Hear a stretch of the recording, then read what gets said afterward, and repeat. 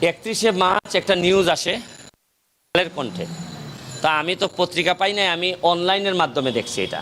আমি তখন আমেরিকার নিউ ইয়র্কের ছিলাম। তো দেখলাম যে আমাদের যিনি সাবেক আইজিপি বেনজির আহমেদ, উনি বেশ কিছুদিন আমাদের এখানে সফলতার সাথে এই চাকরিতে ছিলেন। তো ওনার যে সম্পদের ফিরিস্তি কালের কণ্ঠের মাধ্যমে আমরা জানলাম।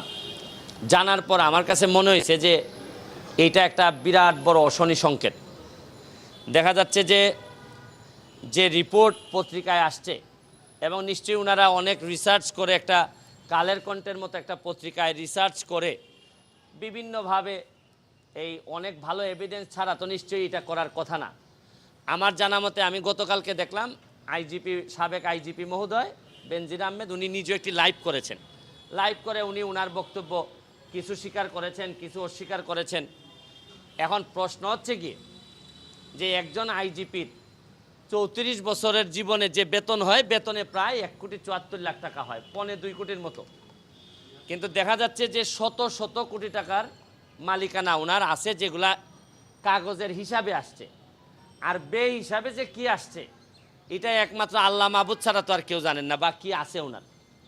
এখন দেখা যাচ্ছে ওনার মেয়ে এবং ওনার ওয়াইফ দুইজনেরই কোনো ইনকামের কোনো লাইনই ছিল না, বা এরা তো ইনকামও করে না। তারপরও 6টা কোম্পানি থেকে শুরু করে কোটি কোটি টাকার সম্পদ উনি বানাইছেন। এবং মজার বিষয় হচ্ছে গিয়ে গোপালগঞ্জের মতো জায়গায় 600 বিঘা, 800 বিঘা আরও পাশে, কত হয় 800, 1400 বিঘা। তা আর কিছুদিন সময় পাইলে তো গোপালগঞ্জই কিনে ফেলতেন মনে হয় উনি। তা আমাদের সবাইকে আল্লাহ বাঁচাইছে যে বেশি দিন সময় পান নাই। আমি তো দেখা যাচ্ছে যে উনি বৈধ বা অবৈধ পরে যে সম্পদ বানাইছেন, আর কিছুদিন হইলে হয়তো উনার জমির উপর দিয়ে আমাদের বঙ্গবন্ধুর মাজারে যাওয়া লাগতো। তো এত সম্পদ, আপনার শত শত কোটি টাকার ব্যবসা প্রতিষ্ঠানের মালিক এর স্ত্রী ও 2 মেয়ে 2 লাখ শেয়ার কিনেছেন।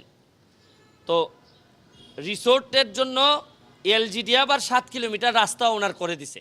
যাই হোক, আইজিপি মহোদয় থাকলে এলজিডি তো একটু আপনার ফেভার করতেই পারে, বা একটা ভয়ের প্রশ্নও থাকে। তাই এখন প্রশ্ন হচ্ছে কি, বৈধ অবৈধ, এখন প্রশ্ন হচ্ছে কি, এত সম্পদের রিপোর্ট আসার পর আমি ভাবছিলাম যে আমার মনে আশা লাগবে না। দুদক নিজেই হয়তো এত বড় জিনিস দেখার পর, দুদক আবার শুনতেছিলাম, ও দুদকের চেয়ারম্যান মহোদয় বলছিলেন যে ওনারা একটা চিন্তাভাবনা করতেছেন। চিন্তাভাবনাটা কোথায় থেমে গেছে এটা আমার জানা নাই। আর এত বড় জিনিস যদি আমরা কেউ কথা না বলি, তাহলে এই বঙ্গবন্ধুর বাংলাদেশে কি এত বড় দুর্নীতির অভিযোগের বিরুদ্ধে কেউ কথা বলবে না? আর দুদক নিজে তো কাজ যদি না করে, তা আমাদের দায়িত্ব হচ্ছে গিয়ে নাগরিক হিসাবে দুদকরে বলা যে ভাই আপনি একটু নড়ে চড়ে বসেন। অ্যাটলিস্ট আমরা তো বলছি না যে উনি দুর্নীতি করেছেন, আমরা বলছি যে অভিযোগটা আসছে এটা বাংলাদেশের মানুষের সামনে, জাতির সামনে পরিষ্কার হোক। মানে উনি সেন্ট মার্টিন, কক্সবাজার, কুয়াকাটা, যে সব জায়গায় গেছেন, মোটামুটি কোনো জায়গায় তো দেখেছি যে জায়গার বাকি নাই। ওই আমাদের এখানে আগে, অনেক দিন আগে হয়তো যে খুব শক্তিশালী মানুষ যে এলাকাতেই যাইতেন, একটা করে বউ রেখে আসতেন, একটা করে বিয়ে করতেন। আর আমি উনারে দেখতেছি যে উনি যে জায়গায় গেছেন মাশাল্লাহ সম্পদের মালিক হয়েছেন।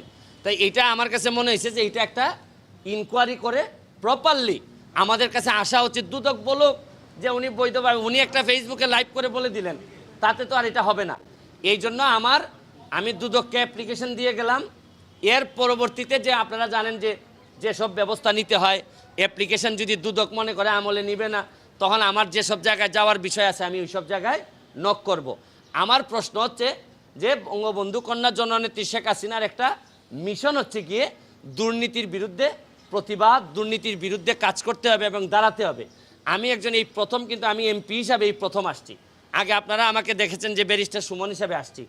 আমি একটা জিনিস বলতে চাই যে এমপি হওয়া বা না হওয়া এটা কোনো ইস্যু না।